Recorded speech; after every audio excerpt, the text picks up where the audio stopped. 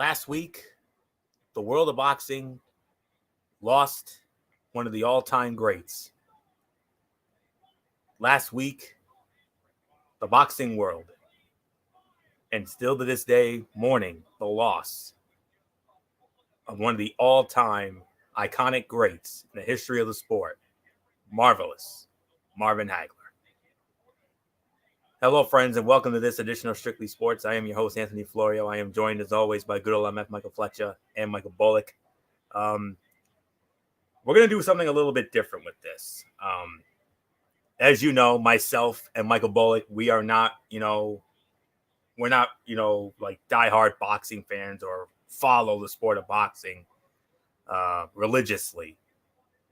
Only one man can do this tribute justice, and that is our resident boxing expert, good old MF Michael Fletcher. So, MF, I saved this for you. We could have done this last week, but I wanted to save this for you because I know this was something that you wanted to address, and I know he was a big inspiration for you, and I'm sure your father, because I know you and your father diehard boxing fans, and this is from your father's era, obviously, and I know you know a lot about him. So, without any further ado, I'm gonna give this over to you. I mean, you know more about this man than any of us do. I mean, when you talk about practically some of the greatest pound-for-pound fighters in the world, and many people consider him the greatest middleweight in boxing history, Marvelous Marvin Hagler's career is without a doubt a legendary one. He was in 67 fights, 62 wins, 3 losses, 2 draws. 52 of those fights were ended by knockout. He is an International Boxing Hall of Famer, fighter of the decade in the 1980s by Boxing Illustrated magazine, and was named the Fighter of the Year twice in his career. I mean, some of the wars that he had, I mean, when you talk about some of the greatest fighters in the world and some of the greatest battles he's ever been in, everybody remembers the fight with Tommy Hitman Hearns, which was literally called the 3 rounds of hell. These two men destroyed each other for 3 rounds, and it was the greatest 3 rounds of boxing we've ever saw. That fight was at Caesar's Palace in Vegas on April 15th, 1985. And then there's also the other fight that everybody remembers that was at Caesar's Palace, which was the war with Roberto Duran back in November 10, 1983. That was at the time for literally the undisputed middleweight championship of the world. He successfully defended that title.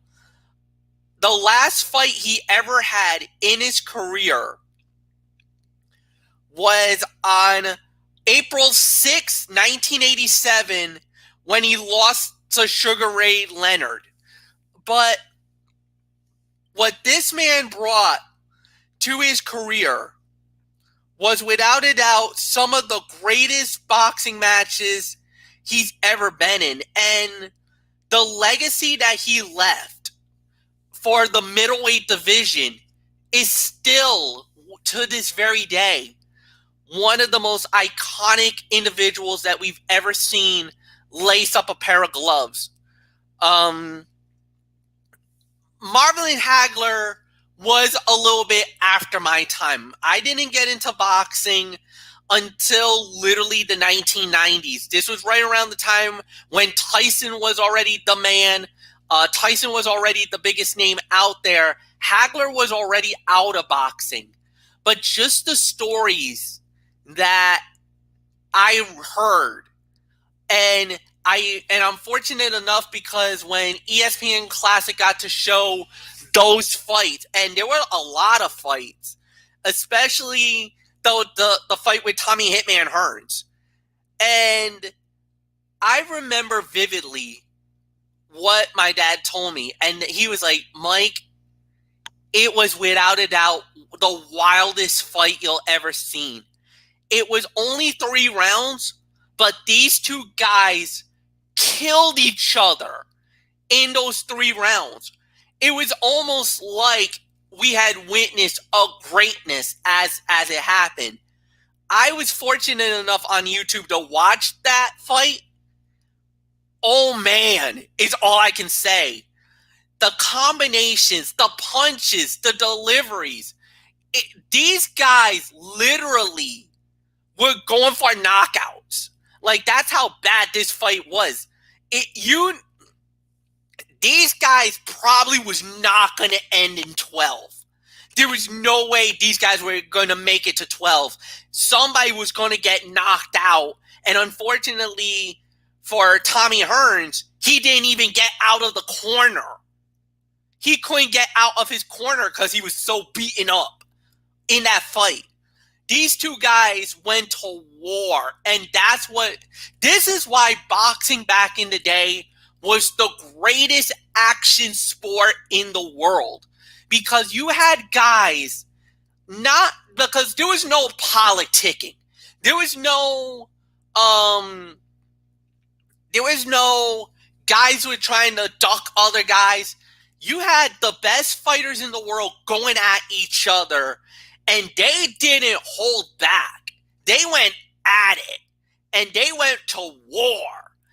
Every time there was a boxing fight, and it didn't matter if it was on HBO or on pay-per-view, they were must-see fights. Unfortunately, nowadays, you don't get that anymore. Boxing has been taken away, and it's really now been the UFC that's taken over, or professional wrestling that's taken over. Because I'll say it, in the 1980s, especially the 70s and the 80s, especially the 1980s, boxing was king. Boxing was better than anything that was done in professional wrestling, anything WWF, anything in NWA, because it was all territorial. It was never worldwide, not yet, because this was still growing as a company. It was still a territorial wrestling company. You never had WWF, not until right around that time when Marvin Hagler was starting to end his career, was when WWF started to rise, started their big push. But back then, boxing matches were the must-see events and the must-go-to events. In the 1970s, it was the Alis, it was the Fraziers, it was the heavyweight division. Those were the fights that you wanted it to see back then. The 1980s was when the middleweight division started. That was with, Pernell Sweepy Whitaker. That was Floyd Mayweather Sr., not Jr., Sr. You had Marvin Hagler. You had Tommy Hearns. You had Roberto Duran. You had Sugar Ray Leonard. This was the emphasis of what boxing was going to become later on in life. And these were the guys that paved the way for guys like Vinny Ponzienza, for guys like Roy Jones Jr., for guys like Antonio Tarver, like Bernard Hopkins. And then you had the other guys, the welterweight division, that was led by Felix Tito Trinidad, Oscar De La Hoya, the Golden Boy, Julio Cesar Chavez. I'll even go in the 1990s with Hector Macho Camacho. These were the guys of boxing that was really the golden era of boxing, with World Championship boxing, boxing on Showtime. That was really the emphasis and what really started the grand stage and making it such an incredible era of boxing. Marvin Hagler is a pioneer of that era. And everybody's going to go back and they're like, Mike, you also got to remember there were other guys in the 60s, the 70s, and without a doubt, and there is. You got Rocky Marciano, you got Joe Frazier, you got Muhammad Ali, you have George Foreman, you got Jack Dempsey. You have all these guys who were, just as influential as Marvin Hagler, but their names are also synonymous with the heavyweight division. If you want to talk about the greatest middleweights that ever lived, this is one of the guys who's literally, if not maybe one of the best, if not the best middleweight that has ever come out of boxing. And this man is revered as an icon, as a legend. Like I said, go out of your way to YouTube to watch some of these fights. The Duran War, especially the Tommy Hearns fight. Tommy Hitman Hearns and him, the 3 rounds of hell, is without a doubt. It's pure magic what these two guys did in that ring. And I still marvel over the day because I was like, how the hell did they survive that fight? Because they destroyed each other. Marvin Hagler is without a doubt an icon and a legend. And it broke my heart to hear that he passed away. It did. Because it's another legend that was taken away from us. Another great boxer from that era that I talked about that has been taken away. And it hurts. It hurts. The boxing community was grieving. A lot of the fans were talking, giving testimonials about what this guy did. And for me, even though, like I said, I didn't get a chance to see him live in action, his career is without a doubt an iconic one. And, his recognitions and his titles, I mean, there's really nothing more to add. He was the fighter of the decade in the 1980s by Boxing Illustrated. 2-time fighter of the year in 83 and 85. Inducted into the Hall of Fame in 1993. And, like I said, his career after, he basically he went into movies. He did, he actually also had a special voice work. He actually was in Fight Night Round 3 as a special guest. And, like I said, my thoughts and prayers are with, my thoughts and prayers are with his wife right now, Kay, and of course, and his 5 children, Charles, Salil, James, Marvin Jr., and Gendry. It's without a doubt, it's a shocking death. It was a shocking death. It was a heartbreaking death. You know what? He was the marvelous one, and he was, like I said, a true legend and a pioneer to boxing. He was one of those people that I know my father respected and really loved. Like, he loved Marvin Hagler, and he respected him because of some of the wars and everything else. I appreciate because he was one of those pioneers that got me into boxing. And I don't think there's anyone who could have done what he did in such a remarkable way. Anthony, it's yours. Did he win any championships, MF? He was the undisputed middleweight champion of the world, which at the time was the WBC, WBA, and the IBF middleweight titles. He had all the belts at one time. And that's the only title he won? Well, those were the only, because back in the day, the belts were all unified together. It wasn't just one separate belt like they had.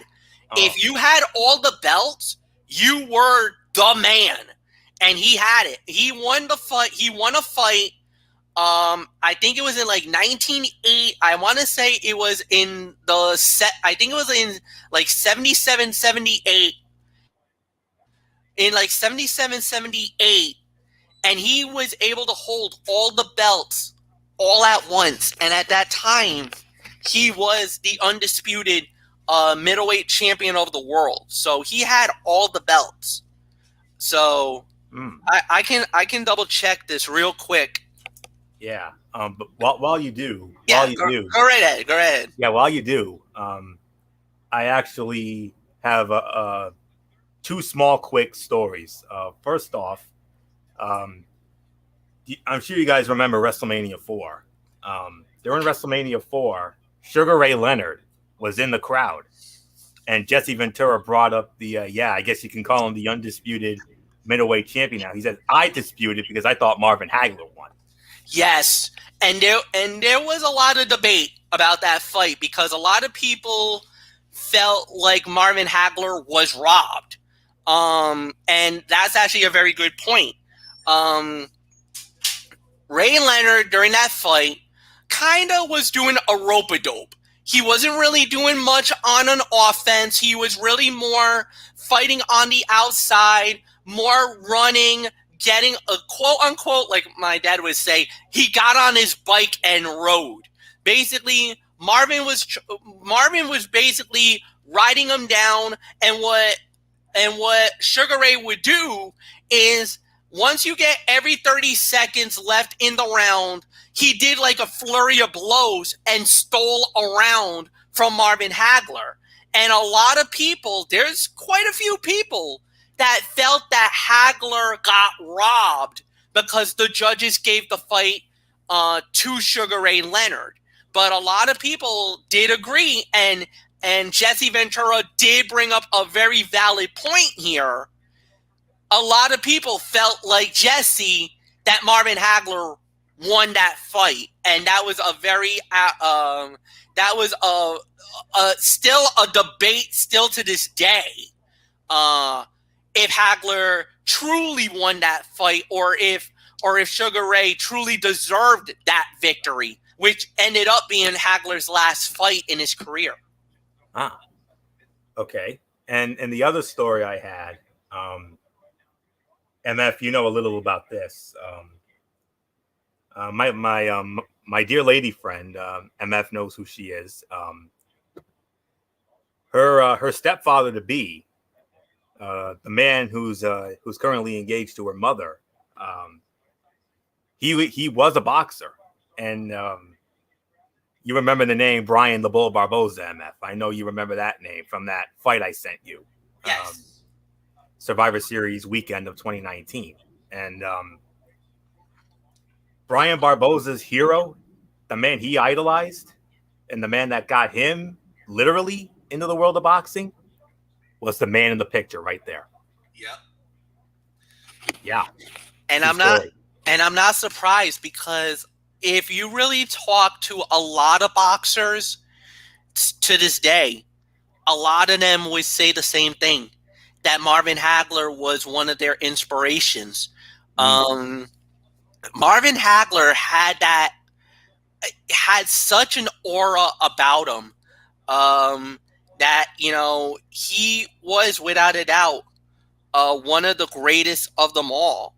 And to actually confirm, Anthony, what you were talking about Marvin Hagler, he first won the middleweight titles. He became the WBA, WBC, and the Ring Magazine middleweight champion. Well, actually, that was a draw. I'm sorry. He actually won the belts at Wembley Arena, September 27, 1980, when he TKO'd Alan Mustard. That was the fight that he won, and he never lost the belts until he literally lost the fight to Sugar Ray Leonard. So he was literally middleweight champion of the world for 7 years. Wow. He was the WBC, WBA, IBF, and Ring Magazine middleweight champion of the world. He literally had all the belts. That made him the undisputed champion. And he was undisputed champion for 7 years. Amazing. So, and he only held those belts once. He never lost those belts. He lost them all when he lost to Sugar Ray Leonard, controversially. But other than that, he was without a doubt one of the greatest fighters of our generation. Amen to that. And there's a video that I came across that I got to send to you, MF. It's a video of Brian the Bull Barboza when he actually boxed on one of the most legendary boxing programs in history. One that MF and I hold very near and dear to our hearts. A little show that used to air on Tuesday nights on the USA Network. I think you know what I'm talking about, MF? I think I remember, yeah. Tuesday Night Fights? Tuesday Night Fights, yes. With the great Al Albert and the champ Sean O'Grady. We all remember that. They showed a video of him talking prior to his fight, and he talked about Marvin Hagler and how much of an inspiration that he had on him. I got to find that, and I got to send it to you, MF, so you can see that. But I mean, that's pretty much all I remember. Michael Bullock, do you want to share a quick word or anything before we move on here?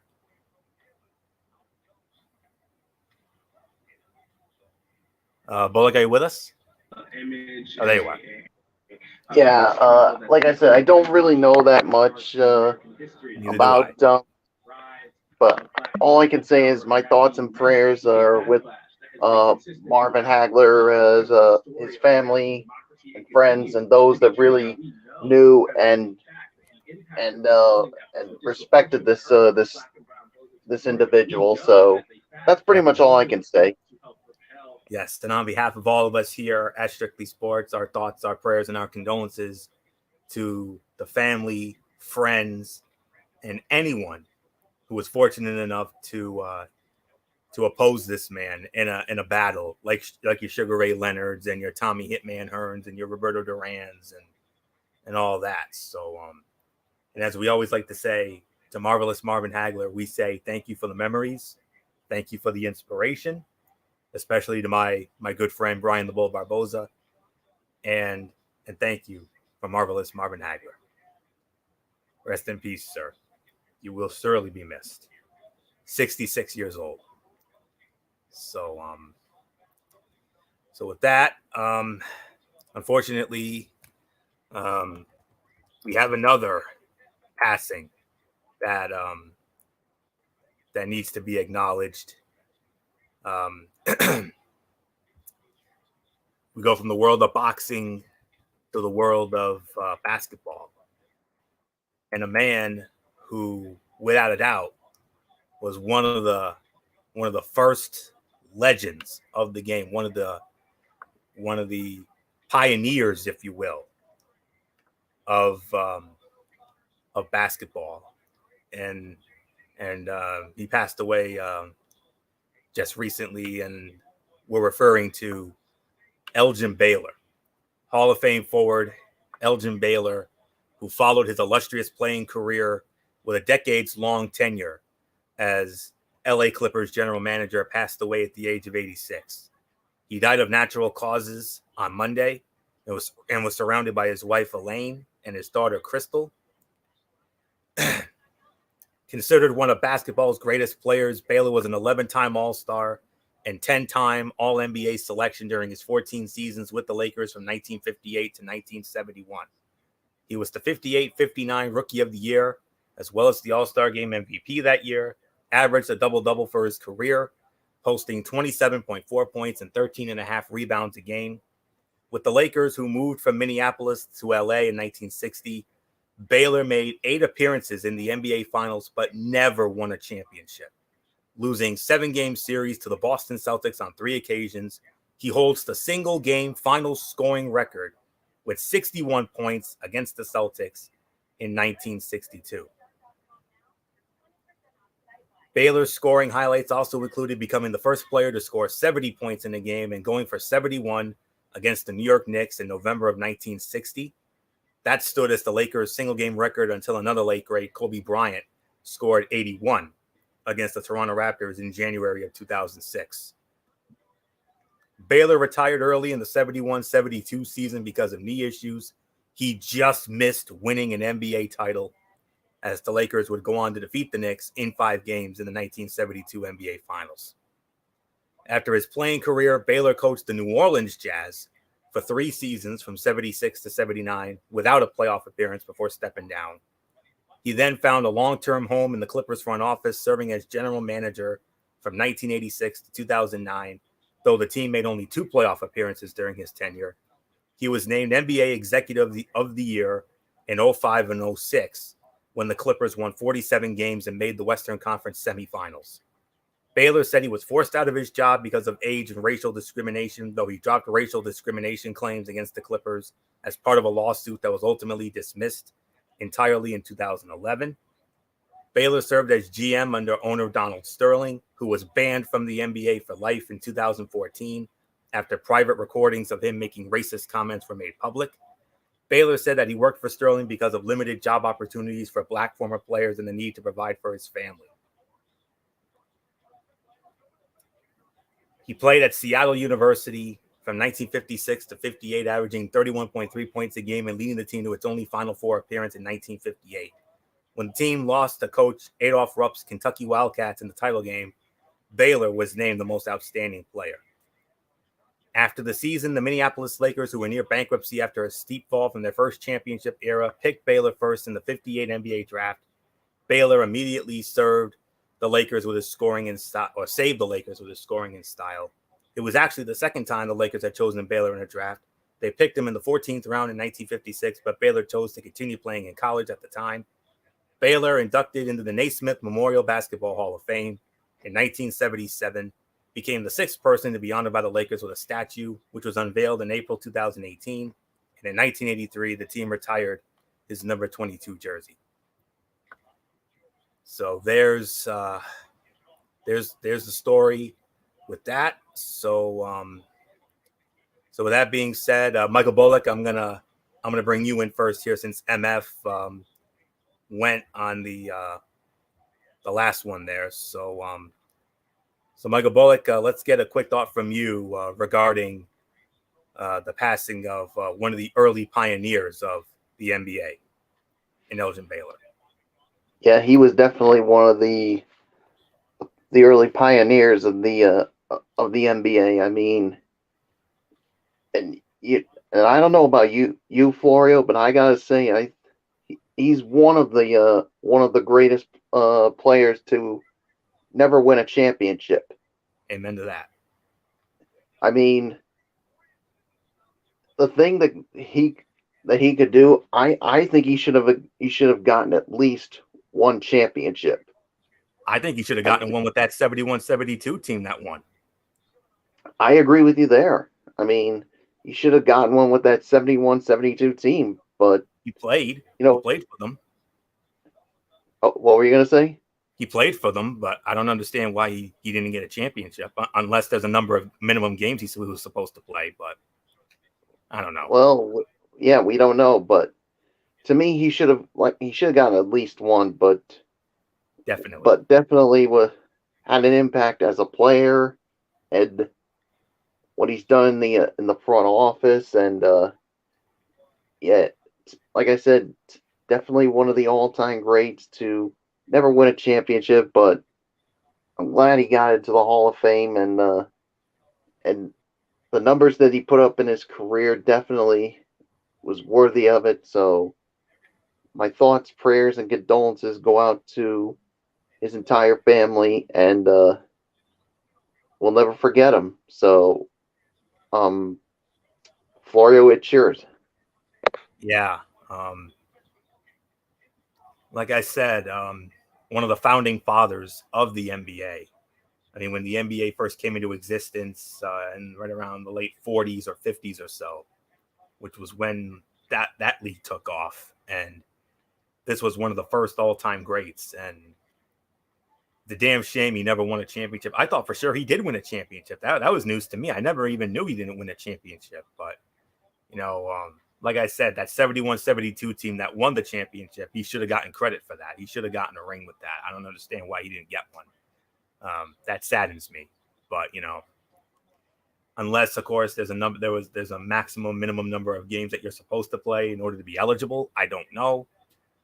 But that's a story for another day. But nonetheless, so we're not going to let that spoil the wonderful career that he had. I mean, made a lot of history, and those Laker teams in the 60s and the 70s, they were so damn fun to watch, even though they were well before our time. But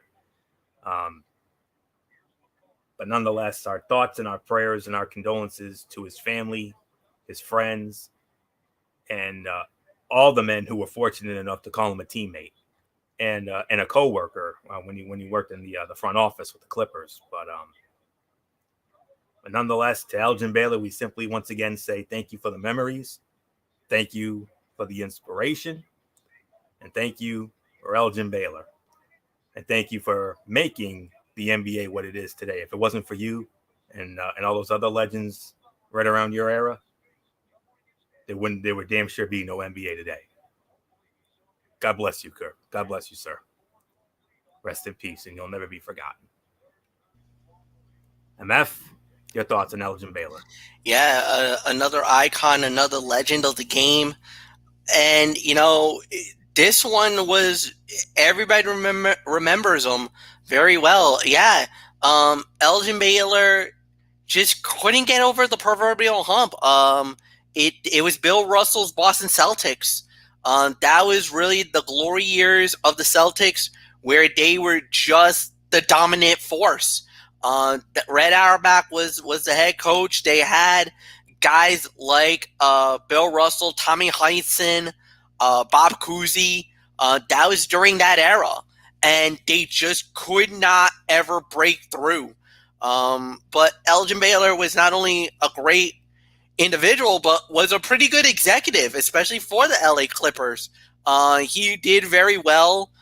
Yes, there was a lot of racism. There's definitely no doubt about it. He had to deal with a lot of that, which was very unfortunate in his career. But without a doubt, you want to talk about some of the greatest Lakers of all time. If you want to make a list of the greatest Laker players of all time, Elgin Baylor is definitely, you can even admit, maybe top 5, top 10 as the greatest Lakers to ever play for that roster, for that team.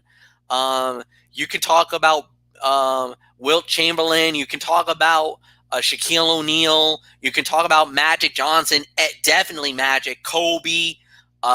You could even now say LeBron, because of the fact that LeBron brought them an NBA world title. And it looks like they, right now they're not looking good this year, but you can never underestimate or never count out the LA Lakers. They can always flip the switch at any time and turn it up and make themselves a legit threat for the NBA title. So, but yeah, without a doubt, Elgin Baylor was without a doubt an iconic name, a legendary name, and somebody who is well loved and respected in the company, no doubt about it. So, nothing more to say, Anthony.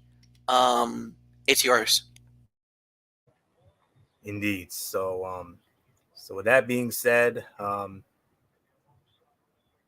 we're gonna try to lighten the mood a little bit after those two passings. So we have a lot of mood, another week and another big round for the free agent frenzy. I mean, oh my goodness. I mean, so many big moves that have gone down this week. Bullock and I, we started it. We started getting into it last week.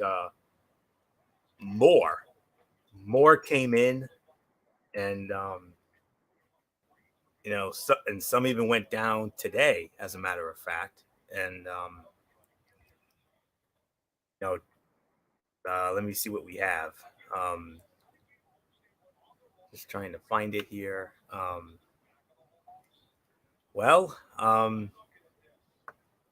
Over the span of the last week or so, since we talked about it a week ago, some new notable names. The first one, Juju Smith-Schuster, re-signing with the Pittsburgh Steelers. Chris Carson, re-signing with the Seattle Seahawks. But some new faces. We got Philip Lindsay, now a Houston Texan. He signed with them. Kenny Golladay, a new home. He is now with the New York Giants. Kyle Fuller, signing with the Denver Broncos. How about this one? Desean Jackson, going to the Los Angeles Rams. What a big move for Matthew Stafford. I mean, I know it's going to be something to watch for this fall, no doubt. Adoree Jackson, great cornerback out of USC. He signs with the New York Giants. Another big move, Joe Flacco, signing with the Philadelphia Eagles. He will serve as the backup for Jalen Hurts. T.Y. Hilton, re-signing with the Indianapolis Colts. And Michael Bullock's old friend, an old friend that Mr. Bullock will forever be grateful for, Malcolm Butler, the former Super Bowl hero of the New England Patriots. He has now signed with the Arizona Cardinals. So, those are the big notable moves from this past week. Juju Smith-Schuster staying with Pittsburgh. I mean, that's huge for them. I mean, he's definitely the big stud when it comes to that receiving core. You also got Deontay Johnson, obviously. And, of course, my old friend from Notre Dame, Chase Claypool. Big Ben's got some nice young targets there. You remember Pittsburgh was white hot coming out for the first few months. They were the best team. That wasn't until December when they went off the cliff, obviously. They started 11-0, and then they stumbled. They limped into the playoffs, and then just ran into a buzzsaw in the Cleveland Browns in the wild card game, and that ended their season. Chris Carson going to staying with Seattle. I know MF. I know how bad MF wanted that one, because MF thought, oh my goodness, Chris Carson could end up being a Miami Dolphin. That would have been huge for them. That would have been huge for their running game, no doubt about that. But unfortunately, MF, you did not get the Duke there. He's staying put in Seattle, and Lindsay going to Houston, that could definitely help their running game. No question about that. I mean, he had a solid run in Denver. Not the greatest, but not the worst either. He was solid. That's all I can say. Golladay going to the Giants. I mean, that definitely will help that receiving core. No question about that. He's a solid receiver. Fuller going to Denver. I know he had some good years in Chicago. I'm sure Ward's going to probably miss him. Desean Jackson to LA. I mean, that is huge. I mean, going to the Rams. I mean, I know he's not getting any younger. I know that. I know this is not the Desean Jackson of a decade ago when he was maybe the best in the game, but he can definitely be that great veteran for the Rams. No question about that. Help that receiving core, and especially new quarterback Matthew Stafford. That ought to be some fun down there. And Adoree Jackson, like I said, a great cornerback out of USC, talented, had some good years in Tennessee. Now he's going to the Giants. That will definitely help their defense, no question. Let's see. Joe Flacco, former Super Bowl champion and MVP with the Ravens when they won Super Bowl 47. And then of course he went to the Jets. That ended up being a disaster. Now he's going to be in Philadelphia. He's obviously going to serve as the backup for Jalen Hurts. I know that's his team now. Now that Carson Wentz is in Indy, so Jalen Hurts is going to get a lot of help from and a lot of great advice from Flacco. No question about that. T.Y. Hilton staying in Indy. I mean, he's going to have Carson Wentz throwing him the ball now. I mean, it's the third different quarterback he's worked with. I mean, first it was Andrew Luck, and then it was Phillip Rivers, and now he's going to be catching passes from Carson Wentz. Can't wait to see that combination this fall. You know, he is the heart and soul of that receiving core. Had some great years with them and still going strong to this day. And Malcolm Butler going to Arizona.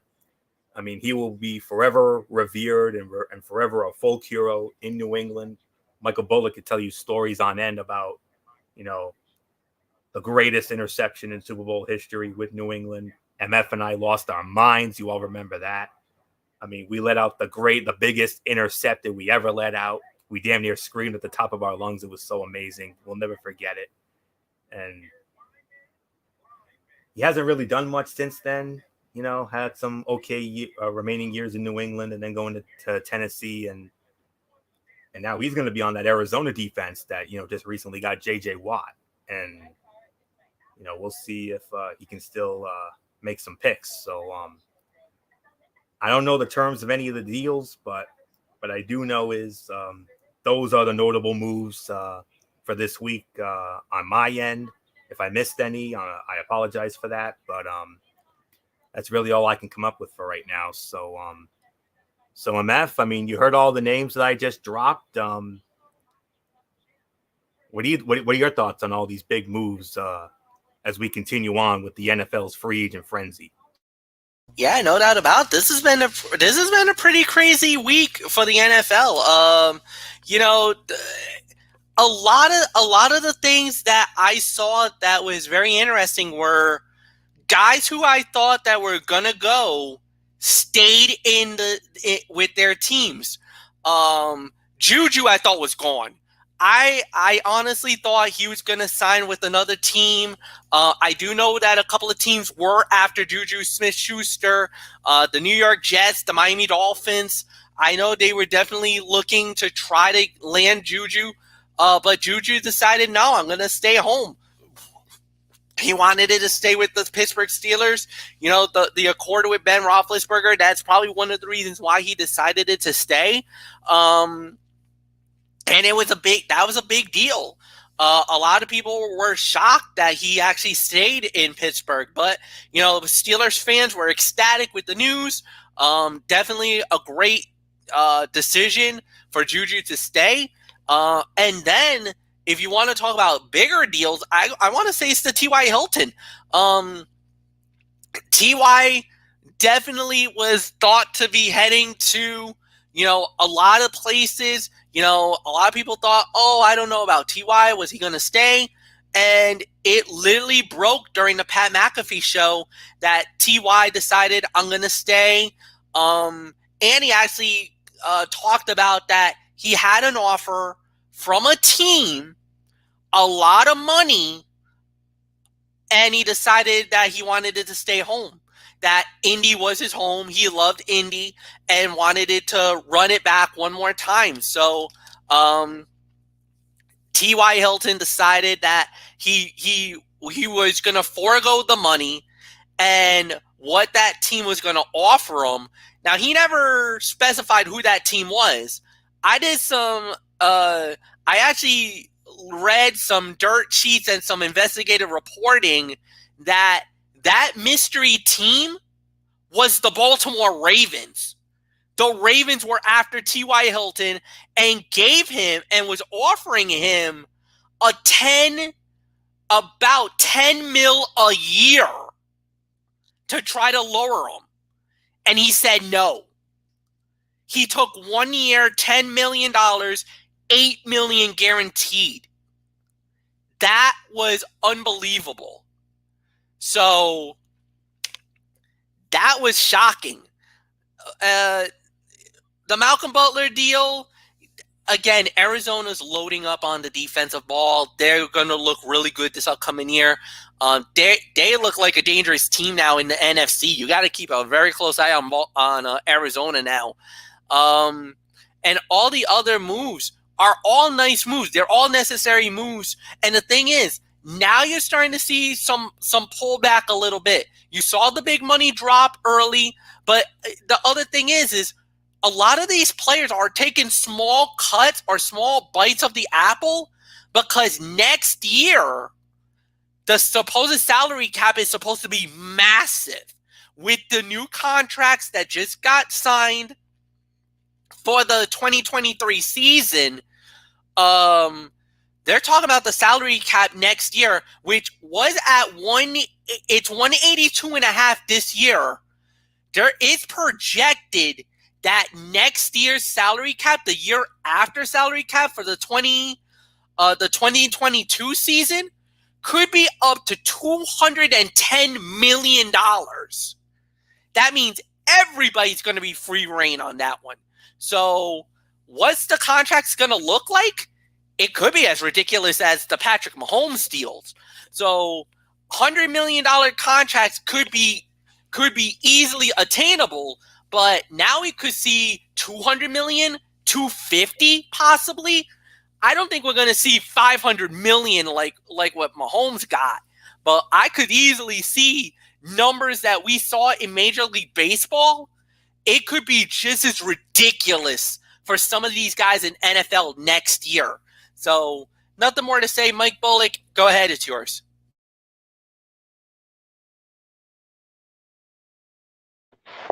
Yeah, I mean, like you said, I mean, this has been a crazy free agency frenzy up to this point. I mean, and like you said, I mean, Juju Smith-Schuster, I mean, what can you say about that? I mean, him staying put. I mean, yeah, T.Y. Hilton basically taking less money to basically stay in Indianapolis, when you would think a player like him would want to take more money to go someplace else. Not T.Y. Hilton. And yeah, Malcolm Butler, I mean, a Super Bowl hero, now ironically goes to the place where he had the interception, Arizona. Now he's going to be playing there every time. And like you said, now it looks like they're loading up defensively, so that's going to be something to keep an eye on there.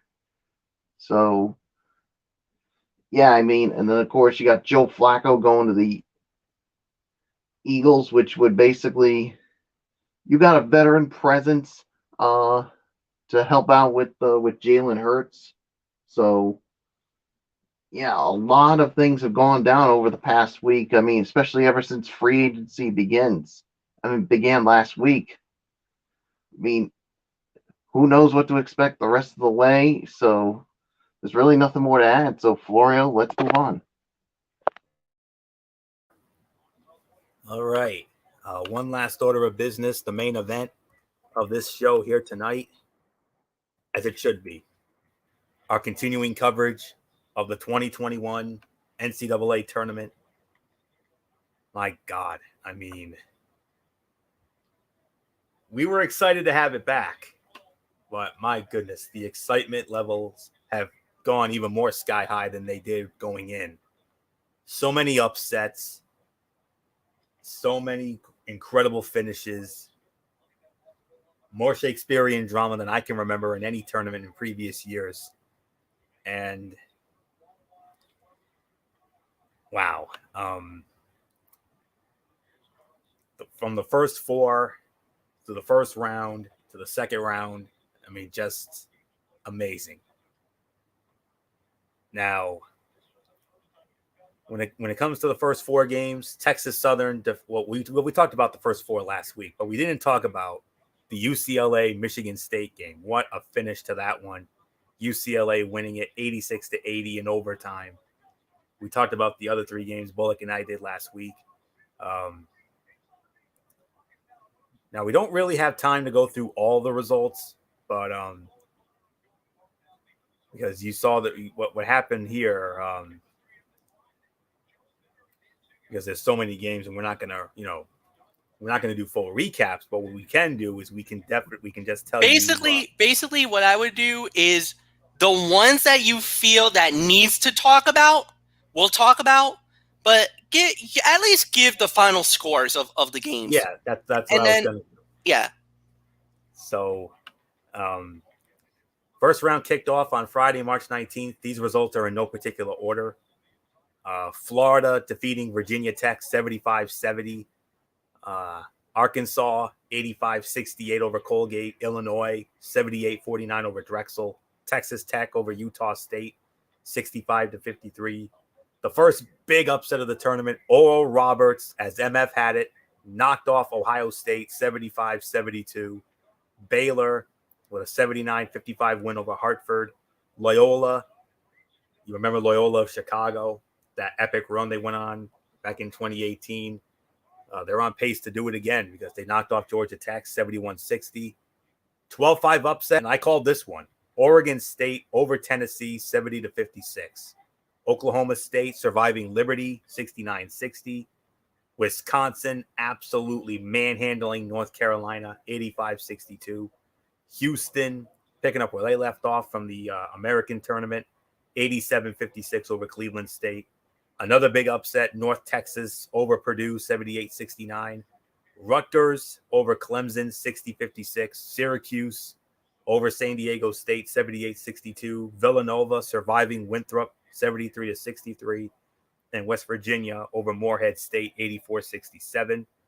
That was on Friday. On Saturday, I saw this firsthand. Georgetown, oh my goodness. You played more like the regular season team than the team in the Big East tournament. Colorado absolutely manhandled them 96-73.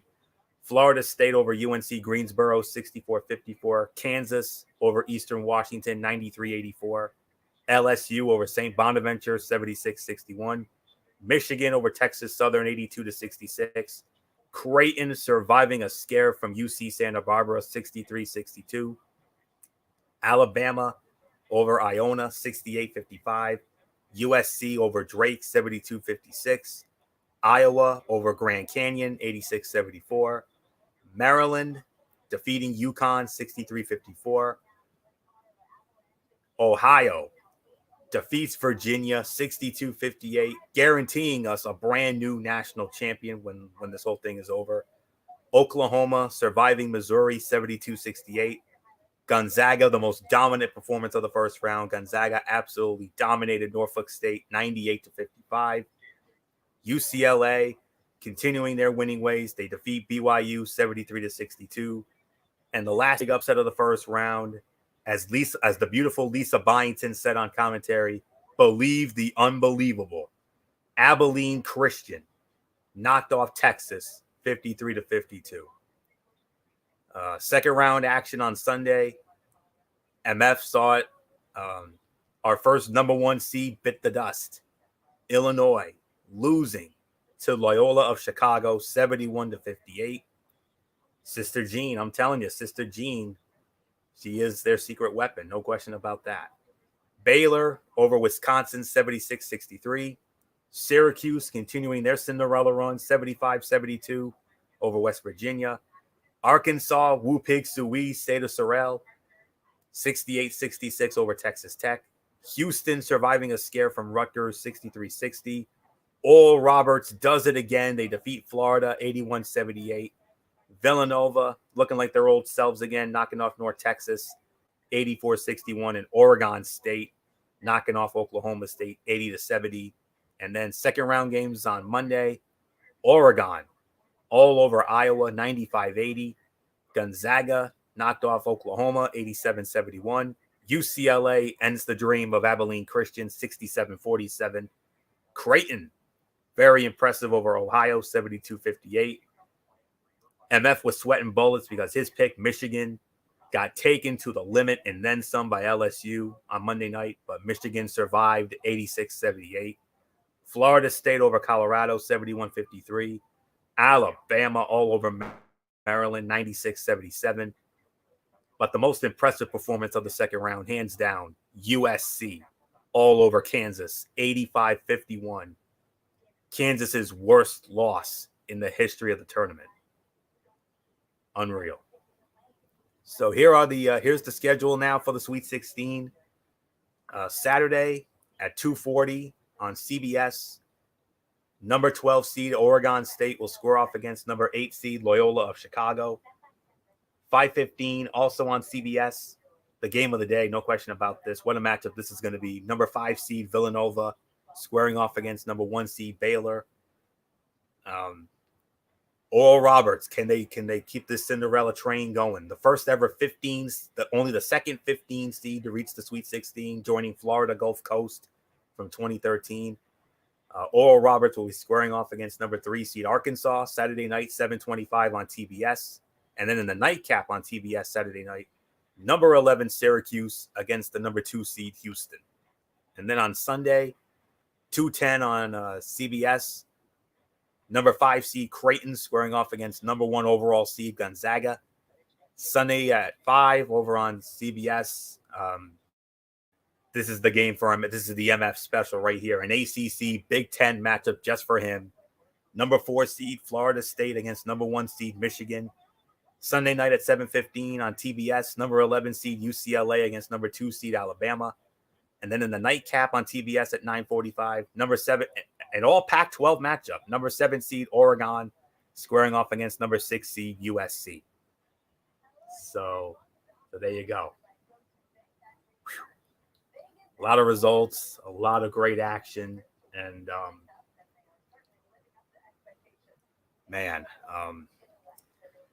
lot of things to address. I mean, first things first, how about the Pac-12 guys? I mean, the Pac-12, not really, they lost a lot of luster in recent years, but hands down, no conference in this tournament has been more hotter than the Pac-12. I mean,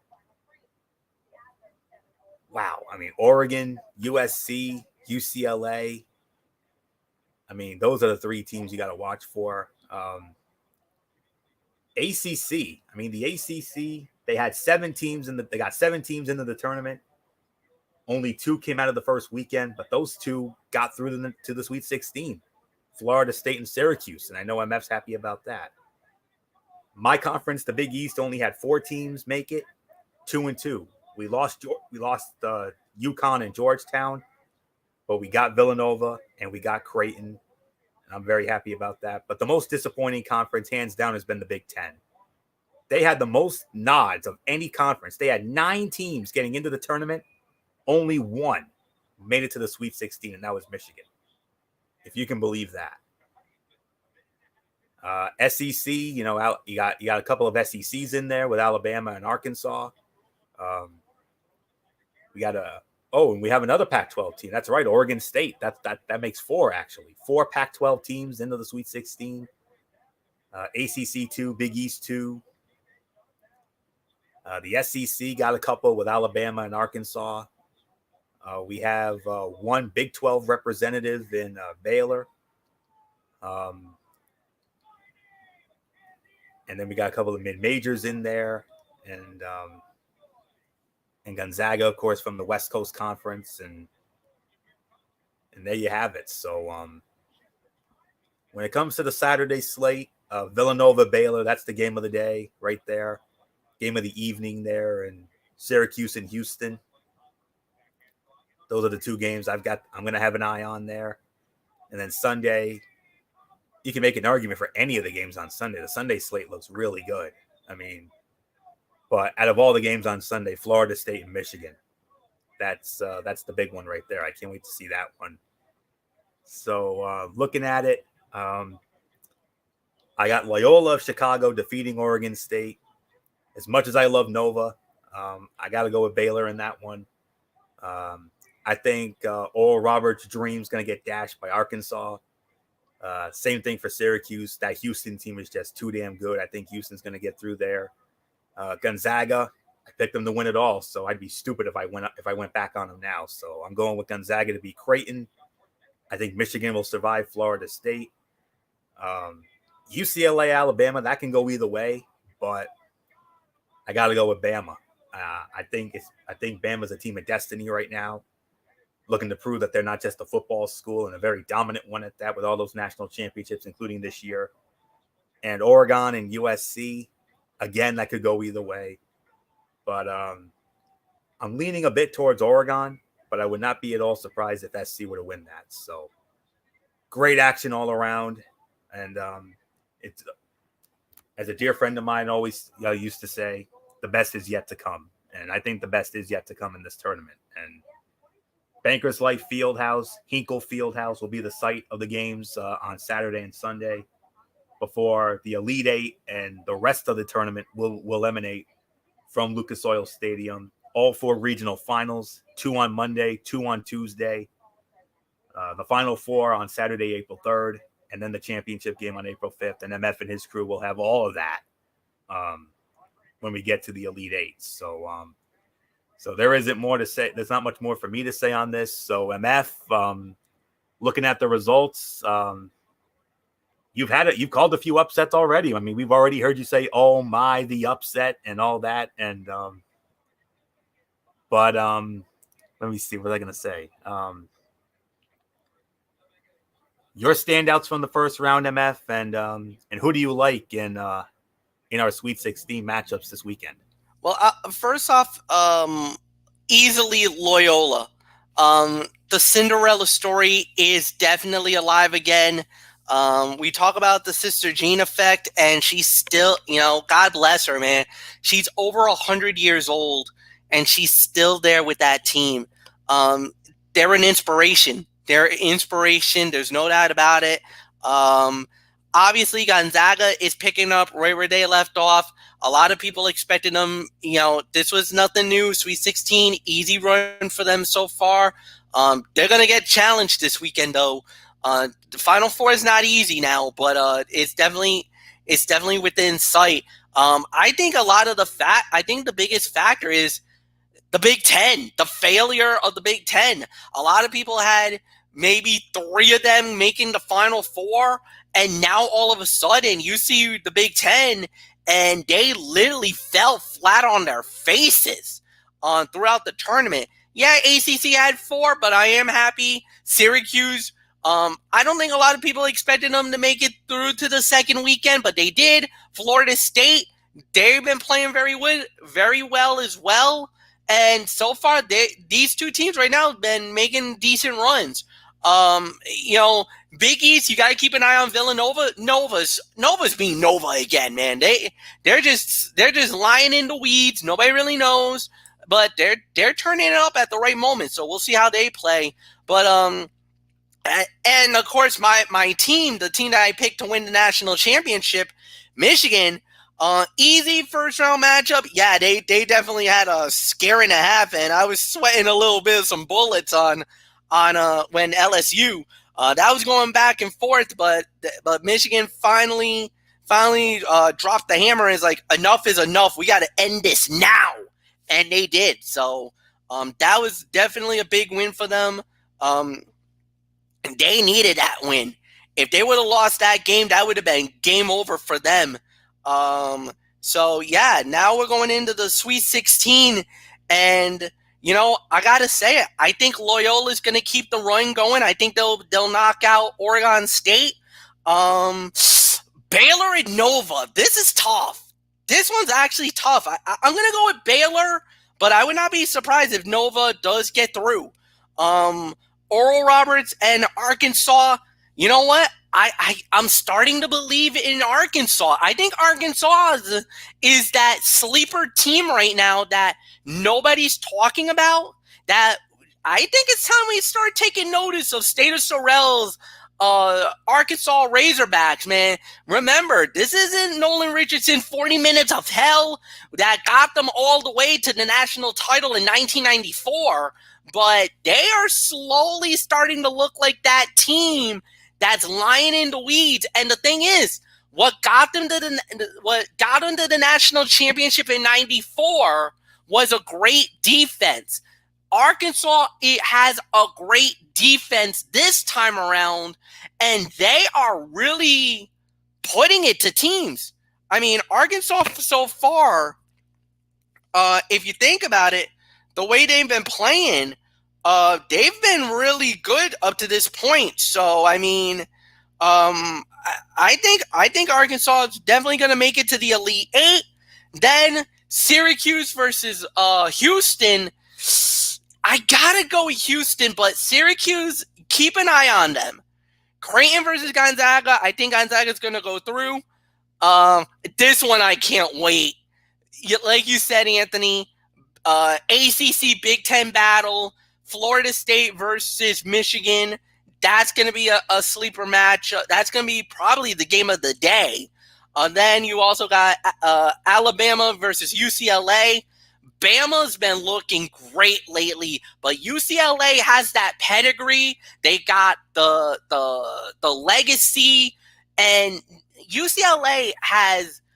A lot of people didn't think that they were going to be much in this tournament. A lot of people thought they got lucky when they beat Michigan State, but they're starting to prove, oh no, this is not your ma or pa's UCLA team.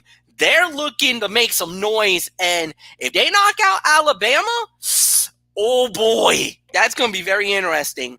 And then USC and Oregon, that's going to be fun. So, I mean, we got some good matchups this weekend, Anthony, and yeah, this tournament's been amazing. Going into it, we didn't know what we were going to look at. This has been the most wildest and craziest March Madness we've ever seen in recent years.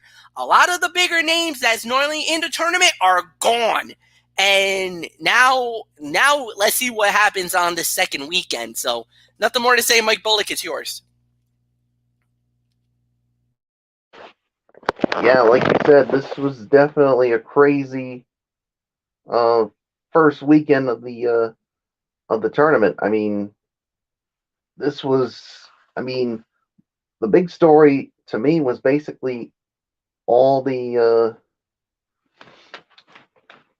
double-digit seeds basically moving on to the next round, and of course the big one was Oral Roberts with what they were able to do, and yeah, and then of course you go to Loyola Chicago, they're doing it again, and I don't know, guys, but like you said, this Sister Jean's presence is definitely really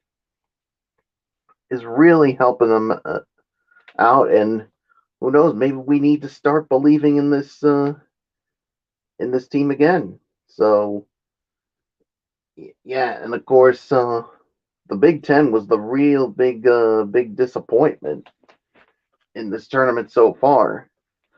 But Gonzaga obviously had no problem in their first couple of rounds, but it's not going to get any easier for them.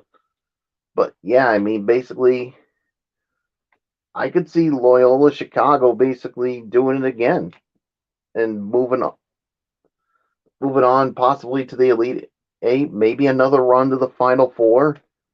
But yeah, and of course Arkansas, I got them moving on. Gonzaga definitely.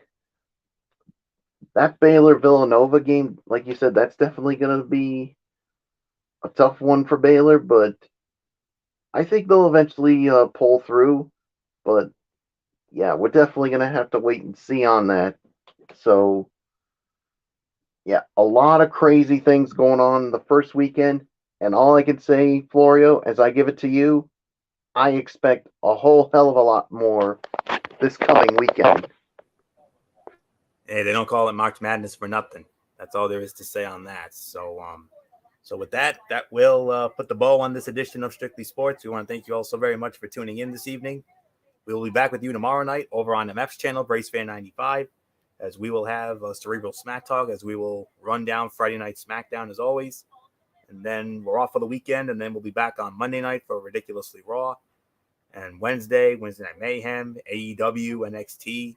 And then on this program next week, we'll give our thoughts on the second and third round games, and then we'll also talk about the Final Four and the national championship. Yes, MF. Here is the docket for next week. You got it. All right. I got it. First, Yes, we will be. First off, we're going to be talking about the NBA trading deadline that went down today. We got a lot of news from the NBA that we definitely need to get into. Also, next week, folks, the Major League Baseball preview. That's right. Next week, season. the brand new season kicks off next week. So we're gonna preview all of the Major League Baseball. And yes, Anthony, you are correct. Our main event for next week will be the recap of the Sweet 16 and the Elite 8 and the preview of the Final Four. We'll get into it next week. All right. So there you go. Looking forward to that. And then and there you have it. So with that, until tomorrow night for the Cerebral Smack Talk, Anthony Florio here for Good Old MF Michael Fletcher, and in spirit, Michael Bullock, Edie Woodson, and of course, always in forever, FKG 401, Derek Forever. You know the routine, everybody. Thumbs up. Talk to you later. Yeah, throw the Fortune 4 style. Bye for now, my friends. God bless. Be good to each other. Have a blessed Friday. And until tomorrow for the Cerebral Smack Talk, you've been watching Strictly Sports right here on the Tone 25 on YouTube and StreamYard.com. For everybody who's been a part of this one, for now, Anthony Florio, so long. Bye, everybody. Bye.